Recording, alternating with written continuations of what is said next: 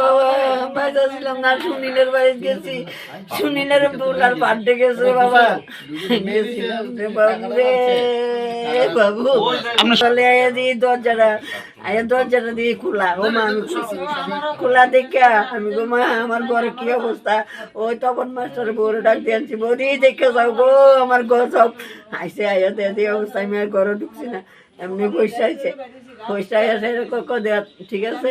আমি পুলিশে জানে না, আমরা তো থাকেন সবাই জানে, আমরা কিচ্ছু নাই জান, ওই দরজাটা খোলা আছি লক্ষণ লাগাই রাখছি, আমার 10,000 টাকা আছে রে বাবু, আমি 10,000 টাকা না রাখছি, আর অন্য জিনিস দেশ অন্য জিনিস ঠিক আছে আর কি, যা আসলো নি সাগা ওই কিতা থেকে টাকা নিয়ে যাচ্ছে, মানে ঘরে যা আসলো সব নি সাগা। ঘটনাটা আমার কাছে খবর গেছে 9টা 9:30টার সময়, শ্রীমতী উজ্জ্বলা দেবনাথ তার বাড়িতে নাকি চুরি হয়েছে নতুন বাজার থানার আন্ডারে। তখন আমি নতুন বাজার থেকে আইসি, টিএস থেকে আইসি দেখছি মানে কালকে রাতে বাড়িতে আসতো না, তাহলে মেয়ের বাড়িতে নাতিনের বার্থডে উপলক্ষে মেয়ের বাড়িতে গেছিলো,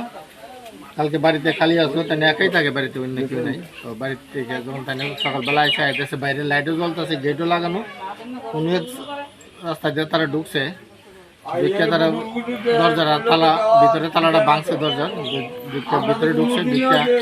দেখে সুকেশ ভাঙছে, আর অন্যান্য টাং টুং ভাঙছে, ভেঙে কিছু জিনিসপত্র লিয়ে গেছে।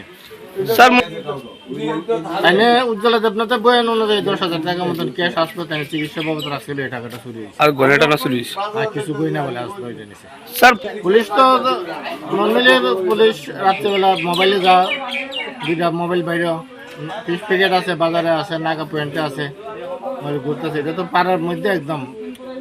এই জায়গা দিয়ে তো আমরা ফুট পেট্রোলিং থাকে।